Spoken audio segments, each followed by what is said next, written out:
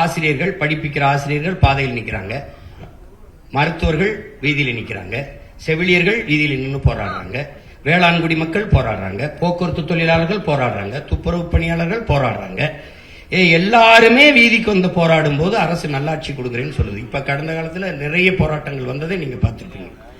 அப்போது என்னன்னா, இந்த போராட்டங்களை எல்லாம் கையெடுத்தது யார்? இந்த பிரச்சனைகளை எங்களுக்கு திணித்தது யார்? இவ்வளவு பிரச்சனைகள் இருக்குதே, இதை தந்தது யாருன்னா இவர்கள் தான். இதையெல்லாம் தந்தவர்கள் இவர்கள், இதை தீர்க்க வேண்டும் என்று வந்தவர்கள் நாங்கள். அதுல இருக்கிற வேறுபாடு புரியுது. இவங்க 3 பேரும் ஒரு இலவசம் இருக்காங்க, நாங்க இல்லைன்னு இருக்கோம். இப்ப யாராருக்கும் போட்டின்னு அது ஒரு கரை, இது ஒரு கரை. அவர்கள் திராவிடர்கள்ங்கிறாங்க, நாங்க தமிழர்கள்ங்கிறோம். அவங்க இருமொழி கொள்கைங்கிறாங்க, நாங்க ஒரு மொழி கொள்கை, விரும்பினால் எம்மொழியும் கற்போம்ங்கிறோம். அது ஒவ்வொன்றிலையும் மாறுபடுறோம். இதுக்குள்ளதான் போட்டி இருக்குமே ஒழிய, நீங்க இப்ப இலவசம்ங்கிறாங்க, இலவசம் பெற வேண்டிய ஏழ்மை வறுமை நிலையில் இல்லாத வாழ்க்கை தரத்தை உயர்த்துவேங்கிறேன், நான் அதை கொடுப்பேங்கிறேன். நான் இலவசம் தரேன், கல்வி, மருத்துவம், தூய குடிநீர் தரேன், மற்றதெல்லாம் இலவசம் தர முடியாதுங்க. அப்ப இந்த கோட்பாட்டு அளவில் நாங்க மாறுபட்டு நிக்கிறோம். இதுக்குள்ளதான் போட்டி இருக்க முடியும். இந்த நாட்டில் இருக்க எல்லா பிரச்சனைக்கும் ஒண்ணு காங்கிரஸ், பாரதிய ஜனதா, திமுக, அதிமுக, இது நாளை தவிர வேற யாரும் இருக்காங்களா? அப்ப அதனாலதான் இது நாளை எதிர்த்து நாங்க நிக்கிறோம். இப்ப உங்களுக்கு விளங்குதா? அப்ப அதுல அவங்க குறிச்சுக்கிறாங்க, எங்களுக்கு இவங்க எதிரி, இவங்க அது எதிரின்னு. இப்ப என்டிஏவுக்கு தமிழ்நாட்டு அரசியல்ல என்டிஏக்கு என்ன பிரச்சனை வருது?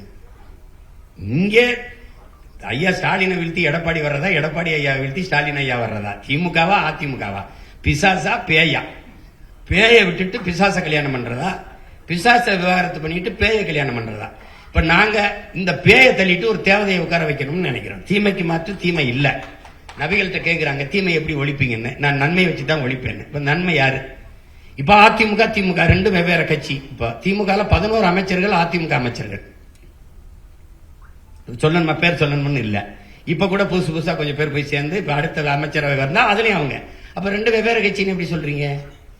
கொடியில வண்ணம் மாறும், கொள்கையில என்ன மாறி இருக்கா? இங்கேயே டாஸ்மார்க் இருக்கும், இங்கேயும் இருக்கும், இங்கேயும் ஊழல் அஞ்சிருக்கும், ஊழல் அஞ்சிருக்கும், இங்கேயும் மலையை வெட்டுவாங்க, மணல் அள்ளுவாங்க, எல்லாம் அதேதான் தொடரும். அப்போ ஆள் மாறும், ஆட்சி மாறும், ஆட்சி முறை மாறாது. அப்ப ரெண்டும் ஒரே கட்சி தான். இங்க வந்து சேரும்போது தாய் கழகத்துக்கு வந்துட்டோம், அப்புறம் அங்க போனா நாங்க சேக் கழகத்துக்கு போயிட்டோம். தாயை போலதானே பிள்ளை இருக்கும், நூலை போலதானே சேலை இருக்கும். இது சொர்ணாக்காவா இருந்தா இது மட்டும் என்ன தேவதையாவா வந்துடும்? இது குட்டி சொர்ணாவா தான் இருக்கும். அப்படித்தான் இந்த கட்சிகள்.